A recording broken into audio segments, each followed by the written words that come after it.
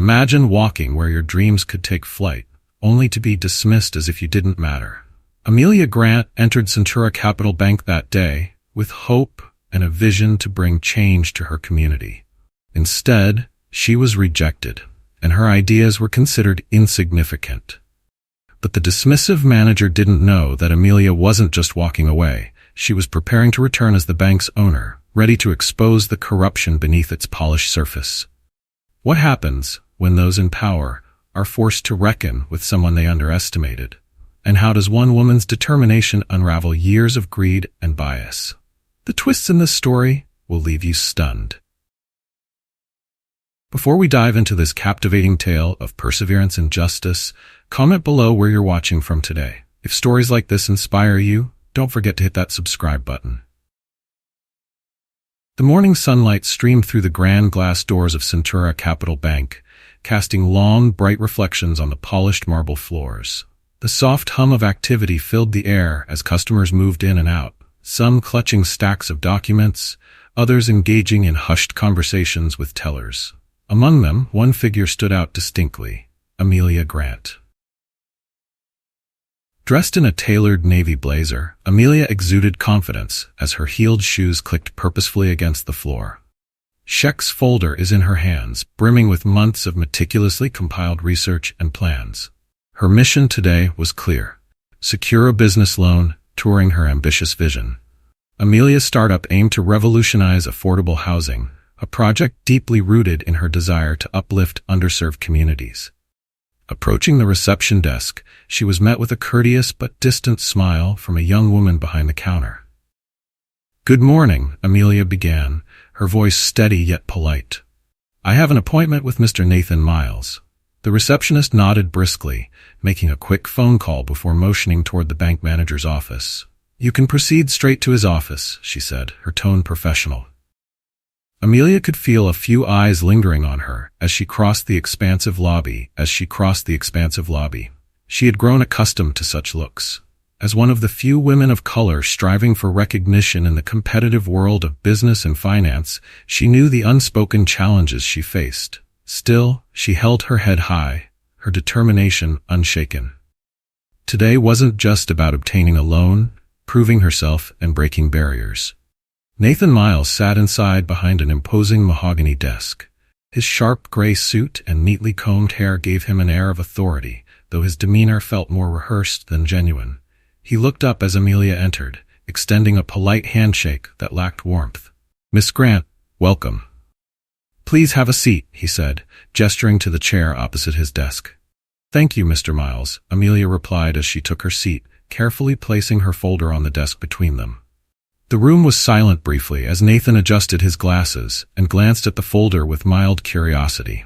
Amelia began her pitch, her tone passionate yet composed. She outlined her startup's mission: to provide eco-friendly, affordable housing to marginalized communities. Her presentation was filled with data-driven insights, revenue projections, and detailed plans, highlighting her project's viability and long-term impact. Nathan leaned back in his chair as she spoke, his expression gradually shifting from mild interest to thinly veiled indifference. Amelia noticed his body language, a slight tapping of his fingers against the desk, a fleeting glance at his watch. Still, she pressed on, confident in the strength of her proposal. But just as she reached the crux of her pitch, Nathan raised a hand to interrupt her. His tone was polite but condescending as he said, "Miss Grant, I'm going to stop you right there." Amelia paused, her confidence faltering for a split second. "I don't quite follow," she said cautiously. "The numbers are solid, and my projections show consistent growth. I've already secured several partnerships." "It's not about the numbers," Nathan interjected with a dismissive smile. "It's about our criteria. Projects like yours, well, carry significant risks, and we must be selective about where we allocate our resources." His words hung in the air, heavy with unspoken bias. Amelia's jaw tightened, though she maintained her composure. She had heard these coded dismissals before, the polite rejection that masked deeper prejudices. For a brief moment, she considered challenging him outright, demanding an explanation for what he meant by projects like yours. Instead, she opted for restraint. Rising from her seat, she offered a tight smile and said, "Thank you for your time, Mr. Miles. Nathan nodded, returning his attention to the papers on his desk, as though Amelia's presence was a mere footnote in his day. "Best of luck to you," he added, his tone dripping with finality. As Amelia exited the office, her mind raced. The sting of rejection was familiar, but it no longer had the power to shake her resolve. She held her head high, walking past the rows of desks and curious glances of employees. When she stepped out into the crisp morning air, her phone was already in her hand. Dialing a number, she waited only a moment before hearing the assured voice of her trusted business partner, Ethan Wells. "Amelia," Ethan greeted, his voice steady. "How did it go?" "As we expected," Amelia replied firmly. "Miles rejected the loan. But we're moving forward with the acquisition." There was a pause on the other end, followed by a chuckle. "I'll make the arrangements," Ethan said. "Do you want to let him know?" Amelia allowed herself a small smile, her tone calm but resolute. "No, he doesn't deserve the courtesy. Let's make it official." As she ended the call and looked back at the imposing facade of Centura Capital Bank, Amelia felt the moment's weight settle over her. This wasn't just about a loan anymore. It was about changing the narrative, about standing up against those who underestimated her. With renewed determination, she turned on her heel and re-entered the building, her mind already crafting the next steps in her plan. The second time Amelia Grant entered Centura Capital Bank that day, her demeanor was markedly different. There was no hesitation in her stride, no polite patience as she waited for direction. She walked with purpose, her heels echoing sharply against the marble floor. At the reception desk, the young woman from earlier blinked in confusion as Amelia approached. "Miss Grant, can I help you?" she stammered, caught off guard by Amelia's confident return. "No need," Amelia replied coolly, not breaking stride. "I know where I'm going." She bypassed the receptionist and headed straight for the office of Simon Carter, the regional director. His office was tucked away in a quieter corner of the bank, its glass walls offering a view of the bustling lobby below. Amelia knocked once and stepped inside without waiting for an invitation. Simon Carter, a man in his late 40s with salt and pepper hair and a perfectly tailored suit, looked up from his desk. His expression shifted from surprise to curiosity as he stood to greet her. "Miss Grant," he said, extending a hand. "To what do I owe this unexpected visit?" Amelia shook his hand firmly, her gaze direct. "I believe you've been briefed about my negotiations with your parent company," she said, her tone steady and professional. Simon's brow furrowed slightly as he gestured for her to take a seat. "Negotiations?" he repeated, sitting back down and opening a folder on his desk. "You'll have to be more specific." Amelia didn't sit. Instead, she placed her folder on his desk and leaned slightly forward, meeting his gaze unflinchingly. "The acquisition proposal," she clarified.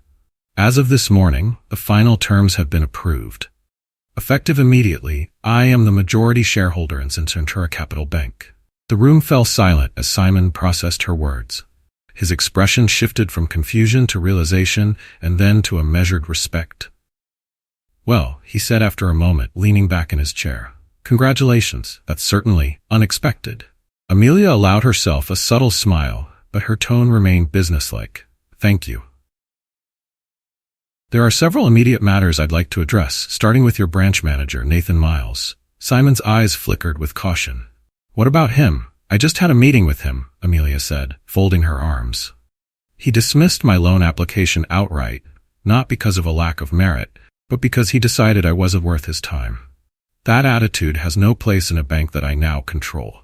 Simon exhaled slowly, clearly aware of the delicate nature of the situation. "I understand your concerns," he said carefully. "I'll look into the matter personally. I expect his resignation on my desk by the end of the day," Amelia replied firmly. Her tone left no room for negotiation. "I trust that won't be a problem." Simon hesitated only briefly before nodding. "Consider it handled," he said. Amelia extended her hand once more. "Thank you, Mr. Carter. I look forward to working with you." They shook hands, and Simon's grip was firm, though his demeanor had shifted. He now regarded Amelia with a mix of respect and deference, recognizing the authority she now wielded. As Amelia left the office, she walked with the same composed determination she had entered with. The atmosphere in the bank subtly shifted around her. Employees who had previously dismissed her with casual glances now watched her with cautious curiosity, sensing that something significant had occurred. She caught sight of Nathan Miles through the glass walls of his office. He was seated at his desk, flipping through paperwork with the same casual indifference he had shown during their meeting earlier. He had no idea what was coming. Amelia paused in the lobby's center, her commanding presence drawing attention. A young banker approached her hesitantly. "Excuse me, Miss Grant," he began nervously. "Is there something I can assist you with?" Amelia smiled politely, but with an unmistakable edge of authority. "Not at the moment," she replied, "but I believe you'll know soon enough." Turning to the receptionist, Amelia said calmly, "Would you please call Mr. Miles and let him know I'll return to his office shortly?" "Now," the receptionist added hastily and picked up the phone. Amelia didn't wait for confirmation. She moved to a quieter corner of the lobby, her phone already in hand as she dialed Ethan Wells. "The regional director is on board," she said smoothly when Ethan answered. "Miles will be dealt with shortly. Let's proceed with the employee announcement as soon as possible." Ethan chuckled on the other end. "You're wasting no time." "Time isn't a luxury we have," Amelia replied. "Every move matters." As she ended the call, Amelia allowed herself a brief moment of reflection. Everything was progressing exactly as planned. The sting of Nathan's rejection earlier that morning still lingered, but the satisfaction of taking control now overshadowed it. Amelia simply nodded when the receptionist approached her moments later, looking. "Mr. Miles will see you now," the young woman said, her voice unsteady. "Thank you," Amelia replied, her calm confidence unshaken. She strode toward Nathan's office with purpose, her heels clicking steadily on the polished floor. This time, she didn't bother to knock. Amelia Grant opened the door to Nathan Miles's office without hesitation, stepping inside before he could respond. The manager looked up from his desk, his expression shifting from mild annoyance to surprise. "Miss Grant," Nathan said, his tone tinged with irritation as he leaned back in his chair. "Back so soon? I thought our discussion was concluded." Amelia closed the door behind her deliberately, her movements calm and controlled. She placed her bag on the chair she had occupied earlier and let silence fill the room. When she finally spoke, her voice was steady, but the weight of her words left no room for misinterpretation. "It seems there's been a change in circumstances," she began, her eyes locking onto his, "one that directly impacts you." Nathan frowned, his dismissive demeanor faltering slightly. He leaned forward, his curiosity piqued despite himself. "What are you talking about?" he asked cautiously. Amelia tilted her head slightly, her confidence unshaken. "As of this morning, I am the new majority shareholder in Centura Capital Bank," she said plainly. "Which means, Mr. Miles, I am now your employer." Nathan's face froze momentarily, his expression mixed with disbelief and panic. The color drained from his cheeks as he struggled to process her words. "That's impossible," he stammered, his voice barely above a whisper. "It's not," Amelia replied sharply, her tone cutting through his denial. "And you'll find out soon enough. But for now, there's one immediate matter to address." She straightened, her posture radiating authority. "I've already spoken with the regional director, and it's been made clear that your resignation is the most appropriate course of action. Effective immediately." Nathan opened his mouth as if to protest, but no words came out. His gaze darted around the room as if searching for an escape, but there was none. Finally, he found his voice, though it was shaky and defensive. "This is highly irregular," he managed to say. "What's highly irregular," Amelia countered, her tone unwavering, "is dismissing a client's proposal without giving it due consideration. What's highly irregular is fostering an environment where bias outweighs merit. This isn't a decision I made lightly, Mr. Miles, but it's necessary." Nathan stood abruptly, his chair scraping loudly against the floor. "You can't do this," he said, his voice rising with anger and desperation. Amelia remained calm, meeting his outburst with an unflinching gaze. "Please don't make this more difficult than it needs to be," she said firmly. "Your severance package will reflect your years of service, but your time here has ended. Security will escort you out once you've gathered your belongings." Nathan glared at her, his expression a volatile mix of humiliation and fury. For a moment, Attendant argues further, but the date for a moment termination in Amelia's eyes left no room for debate. Without another word, he turned on his heel and stormed out of the office, slamming the door behind him. Amelia exhaled softly, allowing herself a moment to absorb the weight of what had just transpired. Despite her composed exterior, she knew this was the beginning of a more significant battle.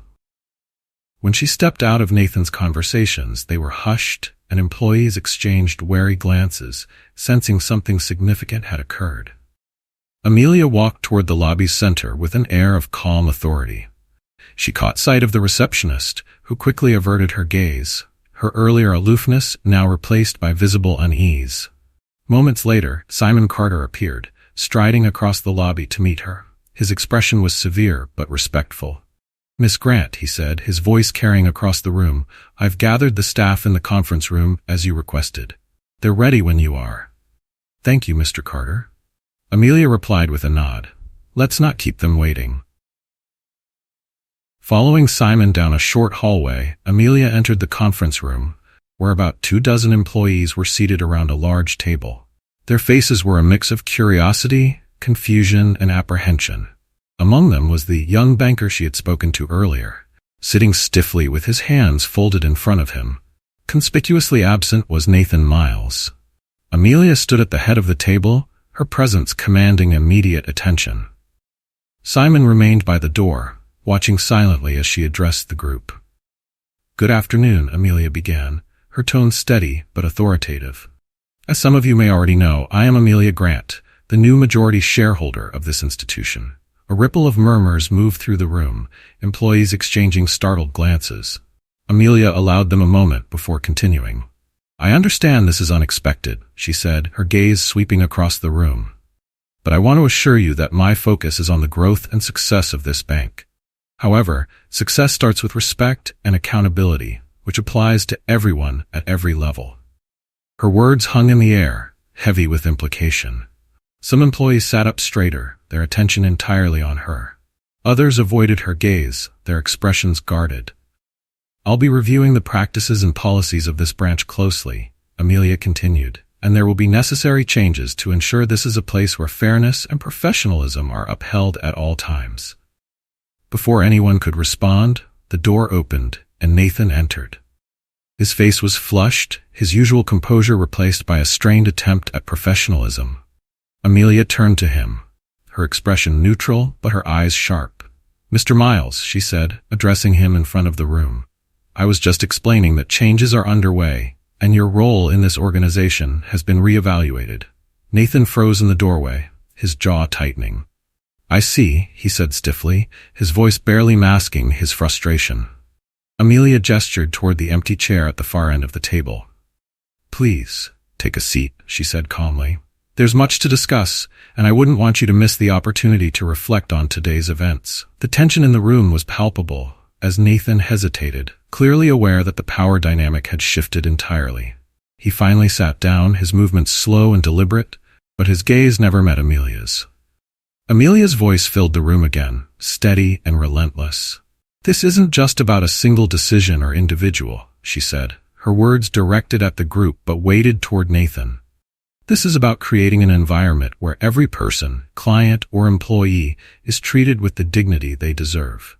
The employees remained silent, their attention fixed on Amelia. With every word, she felt the weight of her authority solidify, and for the first time, the bank began to feel like hers. The room was tense as Amelia Grant addressed the employees gathered before her. Her words were measured, each one resonating with the moment's gravity. She had stepped into the heart of Centura Capital Bank, not just to announce changes, but to transform it from within. Together, Amelia continued, her gaze sweeping across the room, "We will build something better, something we can all be proud of. And it starts today." The employees exchanged glances, some sitting a little straighter, their faces reflecting a mix of curiosity and cautious optimism. Others looked hesitant, their expressions betraying a reluctance to embrace the unfolding. Amelia let the silence linger momentarily before returning to Nathan Miles. "Mr. Miles," she said calmly but firmly, "leadership sets the tone for any organization. Unfortunately, your tone does not align with the vision or values I intend to bring to this institution." Nathan shifted uncomfortably in his chair, his hands clasped tightly in front of him. He opened his mouth as if to respond, but Amelia raised a hand, stopping him before he could utter a word. "This isn't a decision I've made lightly," she said, "but it is a necessary one. Your resignation has already been discussed with Mr. Carter and is effective immediately." A collective silence fell over the room. The employees' faces reflected a range of emotions: shock, relief, and for some, even quiet approval. Nathan, meanwhile, sat frozen, his face pale. "This is highly irregular," he finally said, his voice barely above a whisper. "What's highly irregular," Amelia countered, her voice unwavering, "is fostering an environment where bias outweighs merit. What's highly irregular is dismissing a proposal without giving it due consideration. This bank is moving in a new direction, requiring accountability at every level." Nathan stood abruptly, his chair scraping against the floor. "You can't do this," he said, his voice rising indignantly. "You don't know how things work here." Amelia didn't flinch. She met his gaze with an unrelenting steadiness. "Perhaps I don't know how things have worked in the past, Mr. Miles," she said, "but I know exactly how they'll work moving forward, and it won't involve individuals who undermine the values this institution is supposed to uphold." For a moment, it seemed as though Nathan might continue arguing, but the murmurs around the room and the resolute expression on Amelia's face stopped him. He turned sharply on his heel and stormed out of the conference room, the door slamming shut behind him. Amelia took a deep breath, settling the moment before addressing the room again. "I know this is a lot to take in," she said, her tone softening slightly, "but I want to assure you all that this isn't about punishing the staff. It's about correcting past mistakes and ensuring we build a foundation of trust, fairness, and accountability." One hand shot up from the far end of the table. It was Michael Harper, the young banker Amelia had noticed earlier. His voice was steady but tinged with concern as he asked, "Does this mean there will be more changes to how things are done here?" "Yes," Amelia said without hesitation. "There will be changes, necessary ones. We'll revise our policies to ensure they align with the principles of fairness and professionalism. And I'll need your input to make this work. This is a team effort." Michael nodded, his expression shifting from cautious to thoughtful. The other employees seemed to relax slightly, and the tension in the room eased. Simon Carter stepped forward from where he had been standing near the door. "Miss Grant," he said, his voice carrying a note of respect, "if there's anything you need from me to help with this transition, you just have to ask." Amelia gave him a small but genuine smile. "Thank you, Mr. Carter. I'll take you up on that." As the meeting wrapped up, Amelia delivered a final message. "This is a turning point for Centura Capital Bank," she said, "and I believe we can come out of this stronger than ever. But it will require all of us to work together. Change isn't easy, but it is necessary." The employees began to file out of the room, their expressions a mix of contemplation and cautious hope. Michael lingered near the doorway, watching Amelia as though gathering the courage to speak. Finally, he stepped forward. "Miss Grant," he said hesitantly, "I just wanted to say I appreciate what you're doing. For the first time, it feels like someone's listening."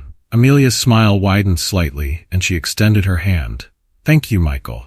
And please call me Amelia." He nodded, his confidence visibly growing as he shook her hand. After the last employee left the room, Amelia remained momentarily, allowing herself a brief reflection. The road ahead was daunting, but the first steps had been taken. The shift in the bank's atmosphere was subtle but unmistakable, a spark of possibility where there had once been complacency. As Amelia returned to her office, her mind was already racing with plans. Reshaping Centura Capital Bank was monumental, but she knew it was possible, and now she wasn't facing it alone for the first time. The following day, Amelia Grant arrived at Centura Capital Bank earlier than usual. The cool air of the lobby seemed to carry a new energy, an undercurrent of anticipation and, for some, unease. Employees greeted her with polite nods, their glances lingering longer than usual. Amelia's steps were purposeful as she made her way to her office. She knew the changes she had implemented were already rippling through the organization, but she also knew that resistance often lurked in the shadows. Her suspicions were confirmed later that afternoon when Simon Carter knocked on her door, carrying a folder thick with documents. "I thought you'd want to see this in person," he said as he entered, placing the folder on her desk. His tone was serious, almost grim. "Book back." Amelia opened the folder and began skimming through its contents. Each page painted a clearer picture of Nathan Miles's tenure as branch manager, and the findings were far worse than she had anticipated. "He wasn't just dismissive or biased," Simon said, breaking the silence. "He was actively manipulating loan approvals and diverting funds into shell companies." Amelia's gaze shot up from the documents. "Shell companies?" Simon nodded, pointing to a section of the report. "He approved a series of loans to entities with no legitimate business operations. The money was then funneled into personal accounts under pretenses. It's embezzlement, plain and simple." Amelia's jaw tightened as she continued flipping through the pages. The scale of Nathan's actions was staggering. He had been careful, approving loans small enough to avoid immediate scrutiny, but the pattern was unmistakable. "How long has this been going on?" she asked, her voice calm but laced with a sharp edge. "From what we can tell, at least 3 years," Simon replied. "But it could be longer." He covered his tracks well. Amelia closed the folder and leaned back in her chair, her mind racing. This wasn't just about cleaning up poor leadership. It was about salvaging the integrity of the bank itself. If this information became public without a clear plan to address it, the fallout could be catastrophic. What about the higher-ups? She asked after a moment. "Did anyone else know about this?" Simon hesitated before answering. "We haven't found evidence that anyone above Nathan was directly involved." But he trailed off, clearly weighing his words. "But they might have turned a blind eye," Amelia finished for him. Simon nodded. "It's possible." Amelia exhaled slowly, her thoughts crystallizing into action. "We need to move quickly," she said. "First, freeze any remaining accounts tied to these shell companies. Second, prepare a detailed report for the legal team. I want them to start building a case immediately." Simon scribbled notes as she spoke, his demeanor all business. "And the staff?" he asked. "Do we keep this under wraps for now?" "No," Amelia said firmly. "Transparency is non-negotiable. The employees need to know what's been happening and what steps we're taking to fix it. Secrets are what allowed this to go on for so long. That ends now." Simon nodded, a flicker of admiration in his eyes. "Understood. I'll get started right away." As he left, Amelia leaned forward, resting her elbows on her desk. The magnitude of what she had uncovered weighed heavily on her, but she refused to let it deter her. This was precisely why she had fought so hard to take control of the bank. She picked up her phone and dialed a number she had saved weeks ago, but hadn't yet needed it. When the call connected, she was greeted by the assured voice of Daniel Brooks, a respected investigative journalist known for his fearless reporting. "Miss Grant," Daniel said, his voice tinged with curiosity. "What can I do for you?" Amelia took a steadying breath. "I have a story for you," she said. "One that needs to be told carefully and thoroughly, but we'll need to meet in person." Daniel agreed without hesitation, and they arranged a meeting later that evening.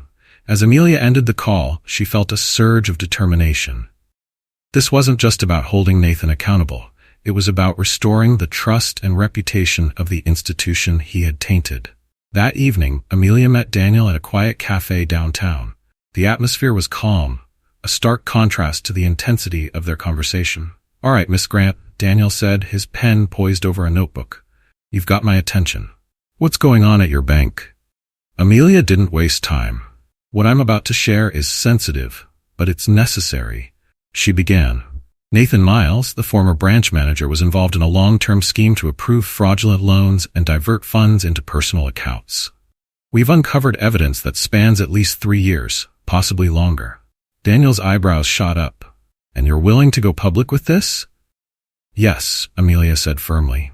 "The public deserves to know the truth. But I also need this story to highlight what we're doing to fix it. Transparency is key, but so is rebuilding trust." Daniel nodded, scribbling notes as she spoke. "How deep does this go? Is this isolated to your branch or systemic across the bank?"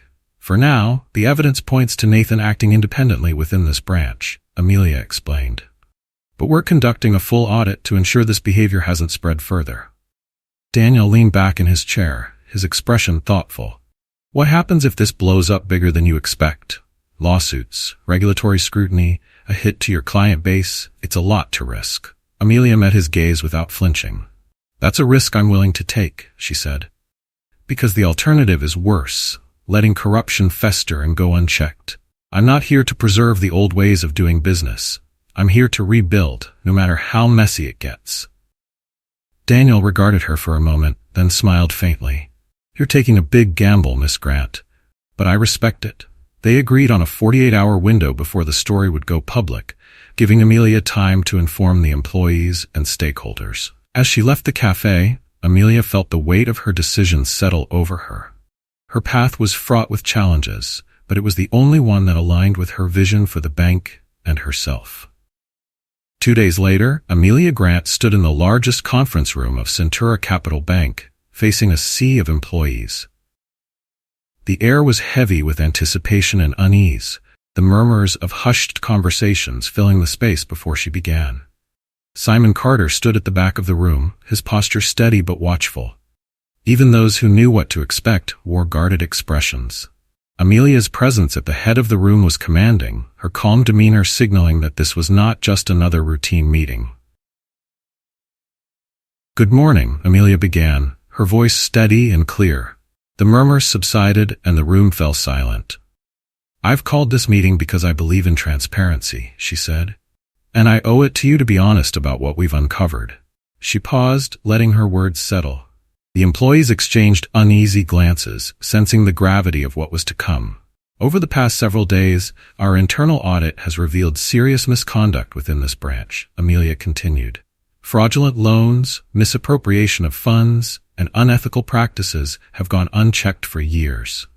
These actions are not only unacceptable, they are a betrayal of the values this bank is meant to uphold. The room remained silent, the weight of her words hanging heavily in the air. A few employees stiffened in their seats while others shifted uncomfortably. Amelia pressed on, her tone unwavering. I want to clarify. This does not reflect who we are or who we will be moving forward. We are taking immediate steps to address these issues, including a comprehensive review of all policies and procedures and a full investigation to ensure accountability. A hand shot up from the back of the room. It was Michael Harper, the young banker Amelia had noticed during previous meetings. His voice was steady but concerned as he asked, "What does this mean for us? Are our jobs at risk because of this?" Amelia's expression softened slightly as she addressed the question. No, she said firmly. This is not about punishing the staff. This is about correcting past mistakes and building a foundation of integrity and accountability.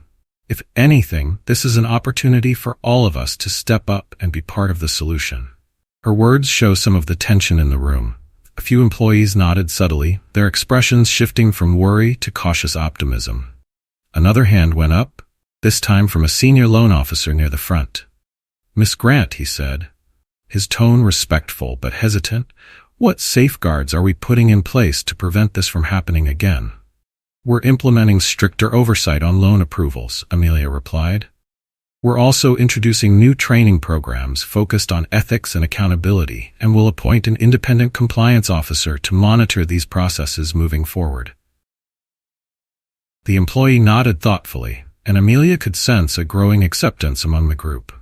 I understand this is difficult to hear, she continued, her voice softening slightly, but it's important for all of you to know that this is a turning point for Centura Capital Bank. I believe we can come out of this stronger, but it will require all of us to work together.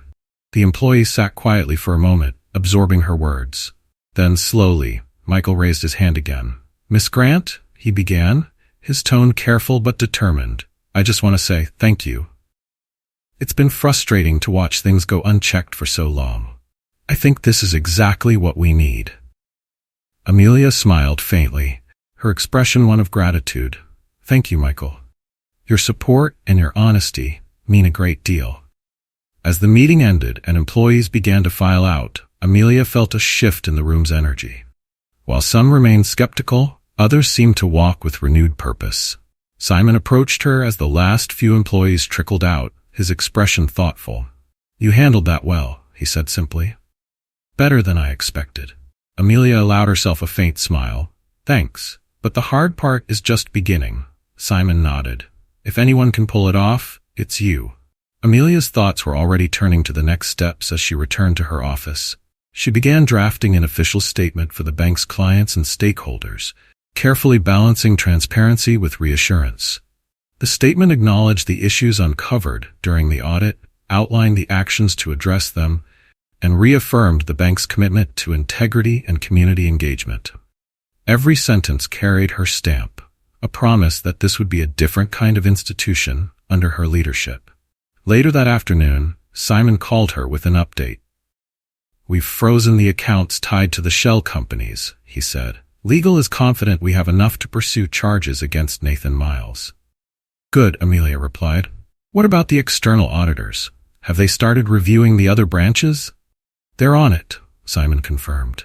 "No red flags so far, but it'll take a few weeks to complete the full audit." "Keep me updated," Amelia said. "I don't want any surprises." After ending the call, she leaned back in her chair, allowing the day's weight to settle over her. Progress was being made, but the challenges ahead were still immense. Her thoughts drifted to the anonymous note she had received earlier, a warning to stop digging. It had been hastily scrawled, the handwriting almost frantic, but the message was clear. Someone within the bank didn't want her to continue. Amelia retrieved the note from her desk drawer and studied it again. The words were sharp and blunt, filled with the kind of desperation that came from knowing the walls were closing in. She placed the note back in the drawer and locked it. Whoever had written it would reveal itself in time. For now, she has more significant battles to fight. The following day, Amelia Grant walked into her office with determination. The air in the bank was tense but charged with energy as employees whispered about the revelations shared during the all-staff meeting. The truth had sparked many emotions: shock, anger, relief, but Amelia knew she had only scratched the surface of the challenges ahead. As she settled into her desk, her phone buzzed with a notification. It was an email from Simon Carter, marked urgent. Amelia opened it immediately, her eyes narrowing as she scanned the contents. The message detailed a discovery by the audit team. Several mid-level managers had been complicit in approving fraudulent loans, likely in exchange for personal gain. Amelia leaned back in her chair, her mind racing. The findings were both unsurprising and infuriating. She suspected Nathan Miles hadn't acted alone, but seeing the evidence made the betrayal feel personal. These individuals hadn't just undermined the bank, they had jeopardized the livelihoods of countless clients and employees. She picked up the phone and called Simon. "I just read your email," she said without preamble. Simon's voice was steady but tinged with urgency. "We've identified 3 managers who were directly involved. Legal is confident we have enough evidence to move forward with their terminations. Schedule individual meetings with each of them for tomorrow morning," Amelia instructed. "I'll handle this personally." Simon hesitated for a moment. "Are you sure? This could get messy." "I'm sure," Amelia replied firmly. "This isn't just about removing them. It's about sending a message to the rest of the team." The following morning, the meetings unfolded exactly as Amelia had expected. Each manager reacted differently. One pleaded ignorance, another attempted to shift all the blame onto Nathan, and the third lashed out, accusing Amelia of targeting them unfairly. "I'm not here to debate the evidence," Amelia told the third manager calmly. "Your actions betrayed the trust of this institution and harmed the very people we're here to serve. This is the consequence of your choices." By the time security escorted the last manager out, word had spread through the bank. Employees whispered in hushed tones, their curiosity mingled with apprehension. While some viewed the terminations as necessary, others saw them as a warning. Simon found Amelia in her office later that afternoon. "Well," he said, closing the door behind him, "I think you've made your point." "Good," Amelia replied, setting down the report she had been reviewing. "But this isn't just about punishment. We need to rebuild trust, and that starts with showing everyone we're serious about accountability." Simon nodded, his expression one of cautious respect. "You're handling this head-on. That's more than most people would do in your position." Amelia gave him a faint smile. "It's the only way forward." Later that evening, as Amelia prepared to leave for the day, she found a note slipped under her office door. The handwriting differed from the previous anonymous warning, but the tone was just as pointed. "You're destroying what works. Stop before you ruin everything." Amelia stared at the note for a long moment, her expression unreadable. She knew resistance was inevitable. Change always threatened those who had thrived under the old system. But this felt different. It wasn't just fear or frustration, but an active attempt to intimidate her into backing down. She locked the note into her drawer alongside the first one. Whoever was behind these messages grew bolder, but Amelia refused to let them distract her. Instead, she refocused her energy on the mentorship program she had announced earlier. The initiative was set to launch in 2 weeks, and the response from the community had been overwhelmingly positive. Several local business owners and community leaders had already expressed interest in participating, and Amelia was determined to make the program successful. The next day, Michael Harper stopped by her office with an update on the financial literacy workshops he had been developing for the program. His excitement was palpable as he laid out the curriculum he had designed. "This is the first draft," Michael explained, sliding a stack of papers across her desk. "It's designed for high school seniors and focuses on budgeting, saving, and understanding credit. I tried to make it as engaging and practical as possible." Amelia flipped through the pages, her expression brightening as she scanned the outlines and lesson plans. The material was thorough, creative, and precisely what the program needed. "This is excellent work, Michael," she said, closing the folder. "You've put a lot of thought into this." Michael beamed, his confidence growing. "Thank you. I believe this can make a difference." "It will," Amelia replied. "Let's schedule a meeting with the local school district to finalize the details. I want this program up and running as soon as possible."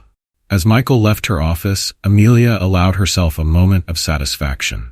Despite the obstacles, progress was being made.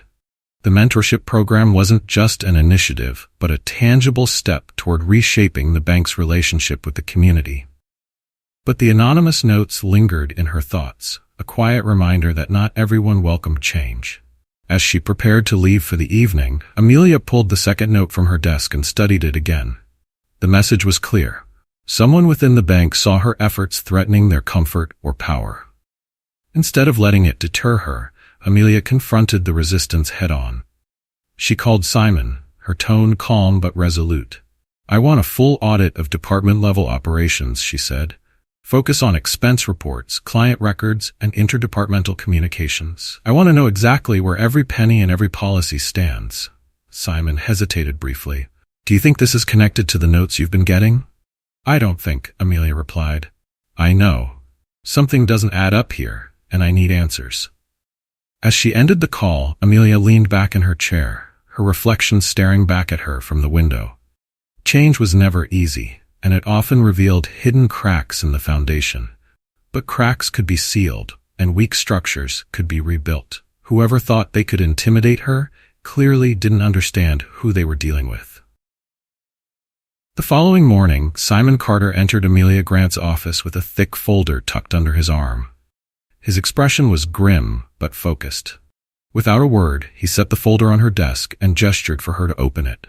Amelia flipped the cover and began scanning the documents. Her brow furrowed as the details of the investigation unfolded before her. "It's worse than I thought," Simon said, breaking the silence. The audit confirmed that Nathan Miles wasn't acting alone. Several mid-level managers were complicit in approving fraudulent loans. But that's not all. Amelia looked up sharply. "What else?" Simon leaned forward, pointing to a highlighted section in the report. These loans weren't just fraudulent, they were part of a larger scheme. Funds were being funneled through shell companies and into personal accounts. And there's more. A portion of the money was used to cover up operational discrepancies in other branches. Amelia's jaw tightened. The scale of the corruption was staggering. What she initially thought was a localized issue at the branch level now appeared to have broader implications for the bank. "How long has this been going on?" she asked, her voice steady but laced with frustration. "From what we can tell, at least 5 years," Simon replied, "but it's possible it started even earlier." Nathan was careful. He spread the transactions out and kept the amounts small enough to avoid detection. Amelia exhaled slowly, her mind racing as she absorbed the information. This wasn't just a personnel issue, it was a systemic failure that had allowed corruption to thrive unchecked. "Have we identified everyone involved?" she asked. Simon hesitated before answering. "We've identified most of the key players, but there's still a possibility that others higher up knew about this and turned a blind eye." Amelia nodded, her resolve hardening. "First, freeze all accounts tied to these shell companies. Next, I want detailed dossiers on every individual involved. Then, prepare a report for legal. We're taking this to the authorities." Simon scribbled notes on his tablet, his demeanor all business. "Understood." "And what about the staff? Do we share this with them, or wait until the investigation is completed?" "Transparency is our priority," Amelia said firmly. "The staff needs to know what's been uncovered and what steps we're taking to fix it. Secrets are what allowed this to happen in the first place." Simon gave a slight nod of approval. "You're right, I'll arrange a staff meeting." Before leaving, he paused and met her gaze. "For what it's worth, Amelia, I think you're handling this exactly how it needs to be handled. Not everyone would take this head on." Amelia allowed herself a faint smile. "Thanks, Simon. But the real work is just beginning." That afternoon, Amelia sat at her desk, drafting a message to all employees. The words came slowly initially, but they began to flow as she thought about the importance of honesty and accountability. The email acknowledged the audit findings, detailed the actions being taken, and emphasized the bank's commitment to transparency and rebuilding trust. Amelia ended the message with a personal note. "This is not just about correcting the mistakes of the past. It's about creating a future we can all be proud of. Together, we will build something better." After hitting send, Amelia leaned back in her chair, her gaze drifting to the cityscape outside her window. The task ahead was daunting, but she felt renewed purpose. 2 days later, Amelia held another all-staff meeting in the conference room. The tension in the air was palpable as employees filled the space, their expressions a mix of curiosity and apprehension. Amelia began the meeting by addressing the audit findings. She spoke with clarity and conviction, leaving no room for ambiguity. "What we've uncovered is deeply troubling," she said. "The corruption within this branch has not only harmed our clients, but also tarnished the integrity of this institution. This behavior is unacceptable, and it stops now." The employees listened intently, their eyes fixed on Amelia. Some nodded subtly in agreement, while others shifted uncomfortably in their seats. "I want to make it clear," Amelia continued, "that this is not a reflection of who we are or who we will become. The individuals responsible are being held accountable, and we are taking every measure to ensure this never happens again." One employee raised their hand, a senior member of the operations team. "Miss Grant," she began, "how can we be sure this won't just be swept under the rug like so many other corporate scandals?" Amelia met her gaze directly. "Because I won't allow it," she said firmly. "Every step we take will be documented and shared with the staff and stakeholders. Transparency isn't just a promise, it's a policy. And I'm counting on you to hold me and the leadership team accountable." The employee nodded, seemingly reassured. Another hand went up, this time from Michael Harper. "What happens next?" he asked. "We rebuild," Amelia said simply. "We implement new safeguards, restructure our policies, and focus on restoring trust with our clients and our community. But this isn't something I can do alone. I need all of you to be part of the solution." The employees exchanged glances, the mood in the room shifting slightly. While the challenges ahead were clear, so was Amelia's commitment to leading with integrity. As the meeting ended, Simon approached Amelia. "You've got their attention," he said. "And more importantly, you've got their respect." "Good," Amelia replied. "Now we just need to deliver." She returned to her office to find another anonymous note waiting for her on her desk. The message was more direct this time. "You've gone too far. Stop before it's too late." Amelia's grip tightened on the paper, but her expression remained composed. Whoever was behind these notes was growing desperate, often leading to mistakes. She picked up the phone and called Simon. "I need to meet with the security team," she said. "We need to figure out who's sending these notes and how they're getting into my office." "On it," Simon replied. As Amelia hung up, she felt a surge of determination. The resistance she faced only strengthened her resolve. Change was never easy, and it often revealed those who feared losing their grip on the old ways. But Amelia wasn't backing down. Not now. Not ever. The tension in Centura Capital Bank had reached a breaking point. The discoveries from the audit had rocked the institution, and Amelia Grant knew that the only way forward was to address the fallout head-on. This wasn't just about cleaning up corruption. It was about restoring faith in a system that had failed its employees, clients, and community. 2 days after the staff meeting, Amelia gathered her leadership team, including Simon Carter, in the executive conference room. The mood was somber but focused. "We've made significant progress in identifying and removing the bad actors," Amelia began, her tone firm. "But now the real work begins. We must demonstrate to our clients and employees that this bank is committed to integrity, accountability, and community engagement." Simon nodded. "The mentorship program is set to launch next week," he said. "The response from the community has been overwhelmingly positive so far." "That's a good start," Amelia replied. "But we need to go further. I want to restructure our client evaluation criteria fully. No more outdated formulas that prioritize numbers over potential. From now on, we're focusing on the viability and innovation of the businesses we support." One of the department heads, Laura, a middle-aged woman, raised a hand. "What about the employees?" she asked. "There's still a lot of unease, especially after the terminations. People are wondering if their jobs are secure." Amelia nodded, understanding the concern. "We need to rebuild trust internally as well," she said. "I'm implementing a new employee development initiative. It will include ethics training, mentorship opportunities, and a platform for employees to voice their concerns without fear of retaliation. We can't just change policies, we must change the culture." The room buzzed with murmurs of approval. Simon leaned forward, his expression thoughtful. "This will take time," he said. "But if we're consistent, we can turn this around." Later that afternoon, Amelia focused on the upcoming town hall meeting with the community. Invitations had been sent to local business owners, community leaders, and longtime clients. Amelia saw the event as an opportunity to address the issues head-on and showcase the bank's renewed commitment to its community. Michael Harper stopped by her office with an update on his financial literacy workshops. His enthusiasm was infectious as he detailed the progress he had made.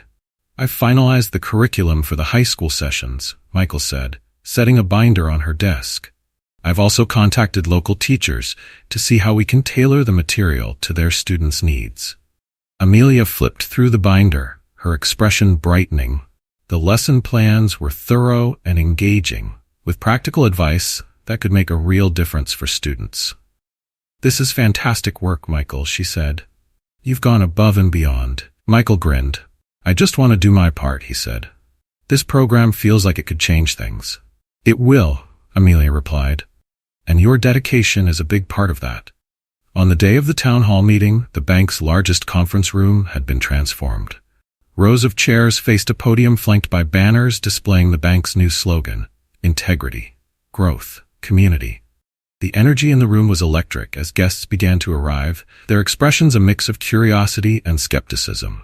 Amelia stood near the entrance, greeting attendees with a warm but professional demeanor.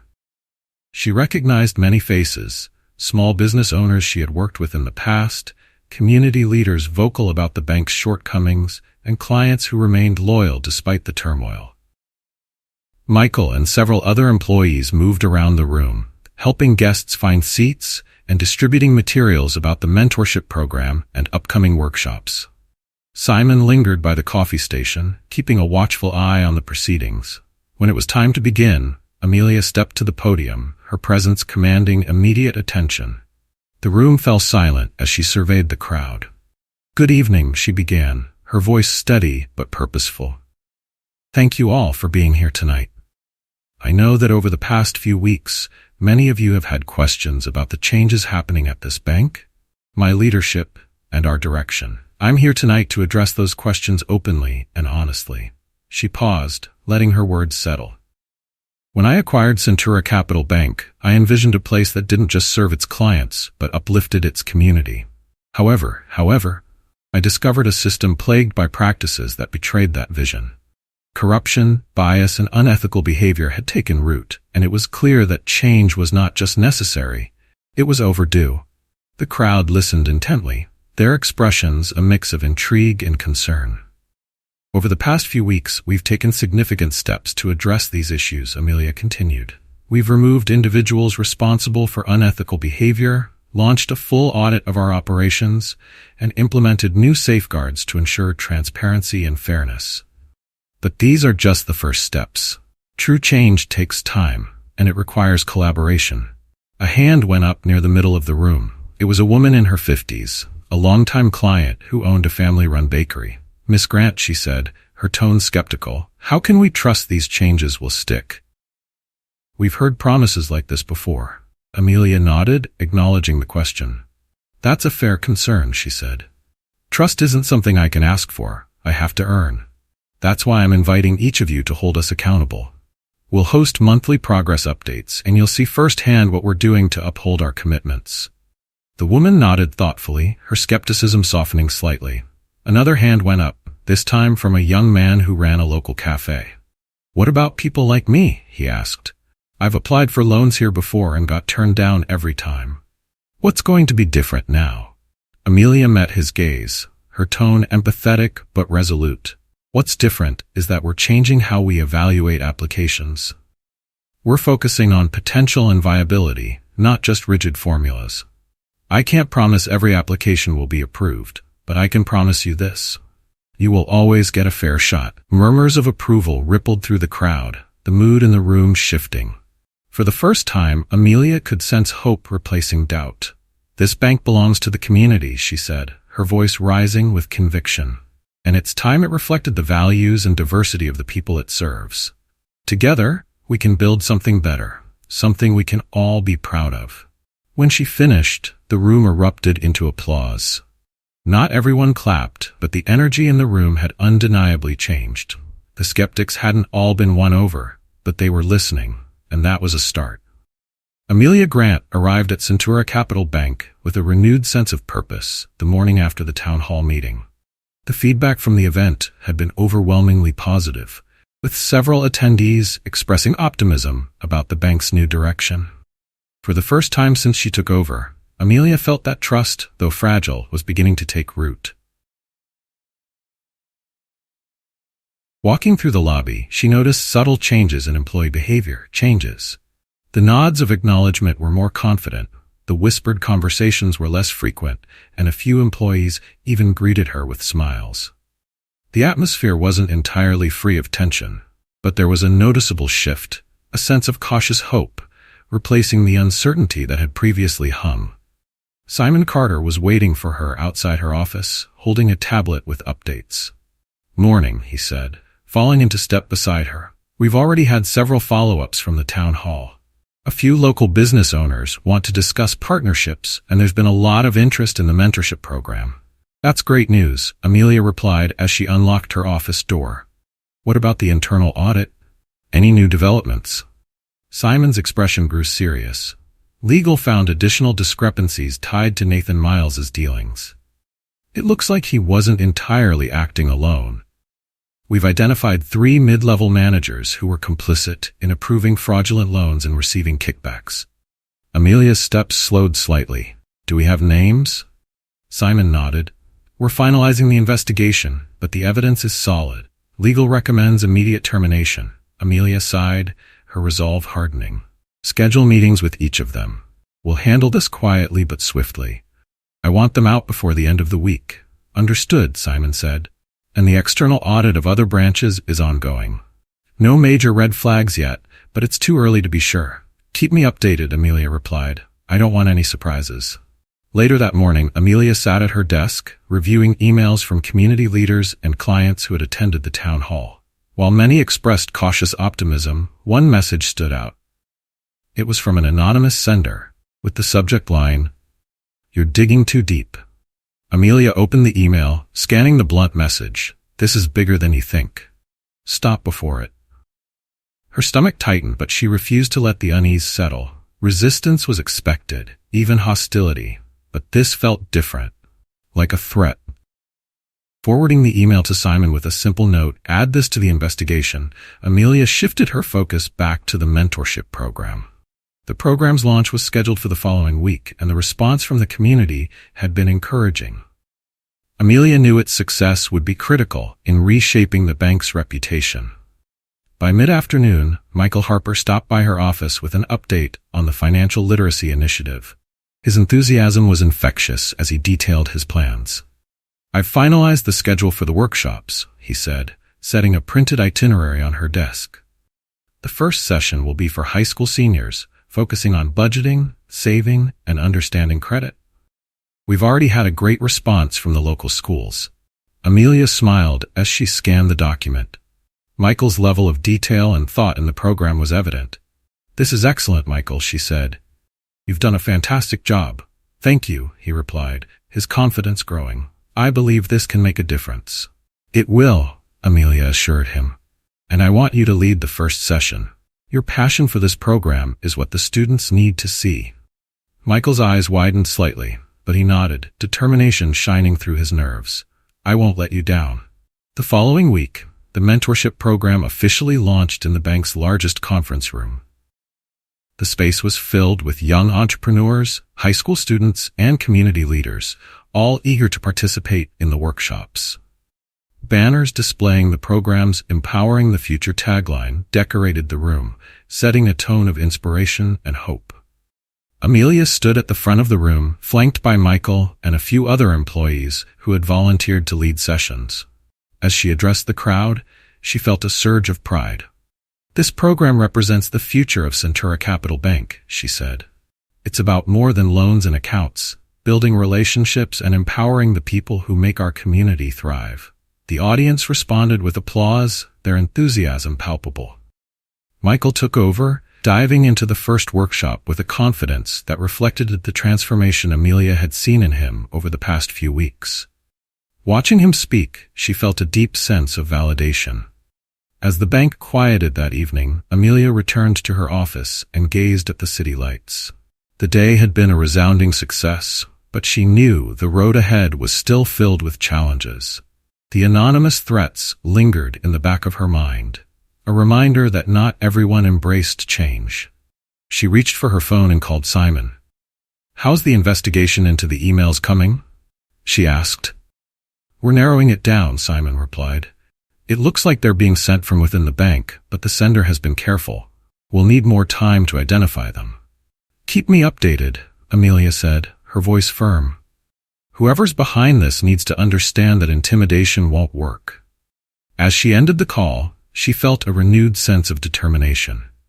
The progress they had made so far was only the beginning. Centura Capital Bank was slowly transforming into an institution that valued integrity, fairness, and innovation, and she wasn't about to let anything derail that momentum. The following day, Amelia arrived early to find Simon awaiting an update. "Following date the source of the emails," he said. "It's one of the managers we're investigating for their connection to Nathan Miles." Amelia's eyes narrowed. "Do we have enough to terminate them immediately?" "Yes," Simon replied. "The evidence is solid." "Then let's proceed," Amelia said, "and make it clear that this behavior won't be tolerated." By the end of the day, the manager in question had been escorted out of the building, and a message was sent to the staff reaffirming the bank's commitment to transparency and accountability. As Amelia walked through the lobby that evening, the shift in the atmosphere was palpable. Employees who had once hesitated now greeted her with genuine smiles, and the energy in the room felt lighter, more hopeful. Returning to her office, Amelia allowed herself a rare moment of reflection. The bank she had inherited, a place rife with corruption and complacency, was beginning to transform into something new. It wasn't perfect, and the challenges ahead were daunting, but the foundation for change had been laid. As she turned off her desk lamp and gathered her things to leave, Amelia looked out at the city once more. This was only the beginning, but for the first time, she felt sure that the future she envisioned was within reach. Amelia Grant's journey with Centura Capital Bank is more than a story of resilience and determination. It's a testament to the power of integrity and the courage to stand against a flawed system. From the moment she faced rejection to the day she transformed the bank into a beacon of fairness and opportunity, Amelia's story demonstrates that authentic leadership is about more than power. It's about responsibility. Through her unwavering resolve, Amelia exposed corruption and inspired those around her to believe in the possibility of change. Her mentorship program, community outreach, and transparent policies prove that progress begins when we value people over profits and hold ourselves accountable to the highest standards. The lesson here is clear. The road to meaningful change is rarely smooth, but it's always worth the effort. Amelia's journey reminds us that setbacks are opportunities in disguise, and that the most significant victories are achieved when we refuse to give up, even in the face of overwhelming odds. If this story moves you, we want to hear your thoughts. Was it inspiring? If you thought the story was good, comment with a 1. If you thought it was terrific, comment with a 2. And don't hesitate to share your stories of terrific transformation in the comments below. Don't forget to subscribe to our channel so you won't miss the following meaningful and motivational stories we have coming up. Your thoughts matter. Let us know how this story resonated with you in the comments section.